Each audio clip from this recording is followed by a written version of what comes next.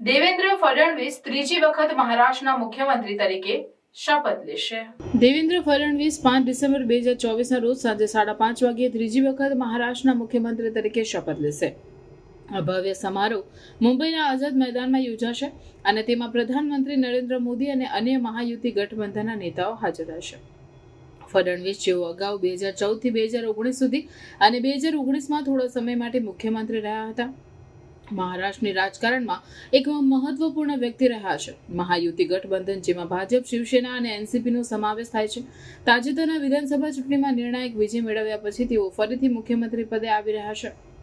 ગઠબંધને 288 માંથી 230 બેઠકો જીતી હતી, જેમાં ભાજપ 132 બેઠકો સાથે સૌથી મોટી પાર્ટી બની। શપથવિધિ સમારોહમાં 2 ઉપમુખ્યમંત્રીઓની પણ શપથવિધિ થશે। એનસીપીના અજીત પવાર અને શિવસેનાના એકનાથ શિંદે ફડણવીસ સાથે શપથ લેશે। આ વ્યવસ્થા મહાયુતિ ગઠબંધનના સત્તા વહેંચણીના કરારનો ભાગ છે। આ કાર્યક્રમ ભવ્ય હશે અને સુરક્ષાની વિશાળ વ્યવસ્થા કરવામાં આવી છે।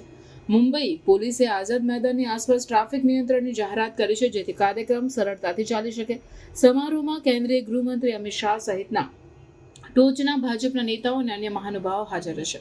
ફડણવીસનો ત્રીજો કાર્યકાળ મહારાષ્ટ્રમાં સ્થિરતા અને વિકાસ તરફ એક મહત્વપૂર્ણ પગલું માનવામાં આવે છે। તેમના નેતૃત્વ હેઠળ આર્થિક વૃદ્ધિ, માળખાકીય વિકાસ અને સામાજિક કલ્યાણ કાર્યક્રમો પર ધ્યાન કેન્દ્રિત કરવામાં આવશે। મહાયુતિ ગઠબંધન રાજ્યના પડકારોને ઉકેલવા અને તેના નાગરિકો માટે પ્રગતિ અને સમૃદ્ધિ સુનિશ્ચિત કરવા માટે સાથે મળીને કામ કરવાની યોजना ધરાવે છે।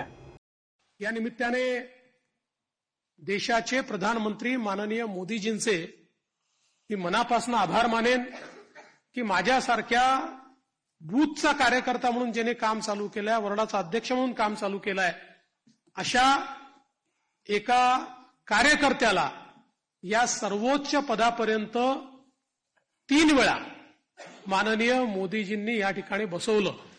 पक्षाचे राष्ट्रीय अध्यक्ष आदरणीय जेपी नड्डा साहेब यांचे देखील अतिशय मनापासून आभार मानतो आणि त्याचसोबत ज्यांनी या संपूर्ण निवडणुकीमध्ये अतिशय ताकदीनं महाराष्ट्रामध्ये आपल्यासोबत तळ ठोकून कार्यकर्त्यांमध्ये ऊर्जा निर्माण केली आणि या निवडणुकीत अत्यंत ताकद आपल्या सर्वांना दिली, ते देशाचे गृहमंत्री माननीय अमित भाई शाह यांचे देखील आभार मानतो।